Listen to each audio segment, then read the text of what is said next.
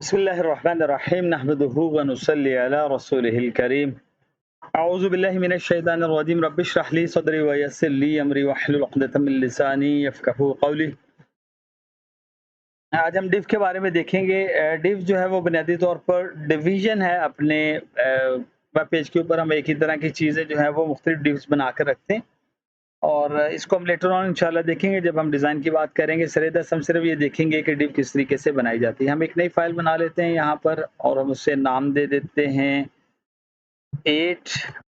हमारी file number आएगा div.html और हम इसे ये कह देते हैं कि यहाँ से हम इसे स्केलेटन एक ले लेते हैं और का जो डॉक्यूमेंट का टाइटल है हम उसे कह देते हैं कि इट इज़ डिव हियर और बॉडी में हम एक एज़ यूजुअल h1 का टैग लगा लेते हैं और हम उसे कह रहे हैं कि डिव से सेव किया और हम उसे कहते हैं कि से ओपन कर दे। ठीक है जी, ये लाइव सर्वर में ओपन हो गया, हमारे पास डिव आ गई। अच्छा, अब हम इस तरह करेंगे। सबसे पहले जैसे h1 का टैग है, h2 का टैग हमने बनाया, इसी तरीके से हमारे पास डिव का एक टैग है, स्टार्टिंग और एंडिंग टैग है।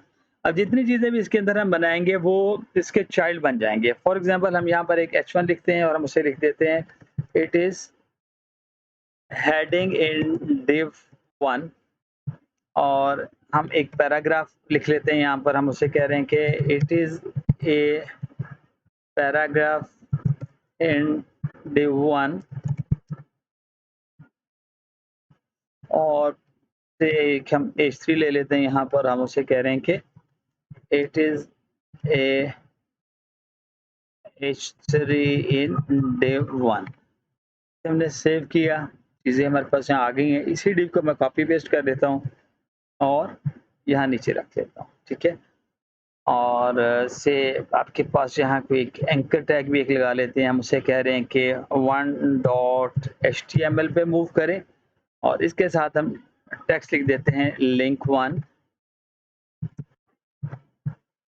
सिमिलरली इसकी हम 2 कॉपीज़ बना लेते हैं, 2 और बना लेते हैं और हम इसे कह रहे हैं कि ये 2 और 3 पे मूव करें और इसके साथ हम लिंक 2 कह रहे हैं और इसके साथ लिंक 3 कह रहे हैं। ये हमारे पास इसमें आ गया। इन्हीं चीज़ों को हम अगेन यहाँ कॉपी कर लेते हैं दूसरे डिव में। सेव किया। हम ये करेंगे कि अब माय स्टाइल्स, कुछ स्टाइल्स हम इसके लिए डिफाइन कर लेते हैं। हम उससे कहते हैं कि 2 स्टाइल्स हम बना लेते हैं। एक स्टाइल, एक क्लास हम बना लेते हैं div 1 के नाम से और इसे हम कह देते हैं कि इसका जो कलर है वो रेड है और यहाँ हम इसे क्लास असाइन कर देते हैं। Class is equal to div 1। इसे सेव किया।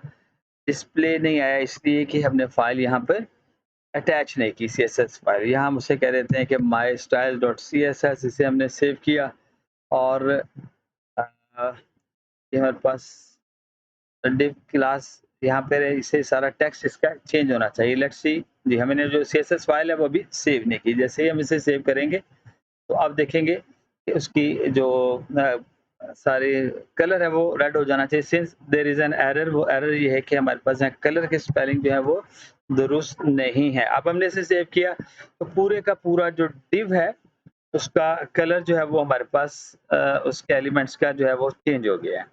अच्छा, इसी तरीके से इसे हम एक और क्लास दे देते हैं। हम इसे कह देते हैं कि class is equal to div 2 जो कि अभी हमने डिफाइन नहीं की, इसे हम यहाँ पर डिफाइन कर लेते हैं और एक और हम क्लास बना लेते हैं। हम इसे कह रहे हैं div 2 और इसे हम कहते हैं कलर इसका जो है दैट इज़ ब्लू से। उसे आपने सेव किया तो उसकी जो है वो डिवीजन अलग से नज़र आ गई। इसके थोड़े बॉर्डर्स वगैरह हम बना लेते हैं। हम कह रहे हैं कि इसके इर्द-गिर्द जो है वो एक सॉलिड बॉर्डर लगा दे जो कि 2 पिक्सेल्स का हो और कलर उसका जो है वो रेड हो।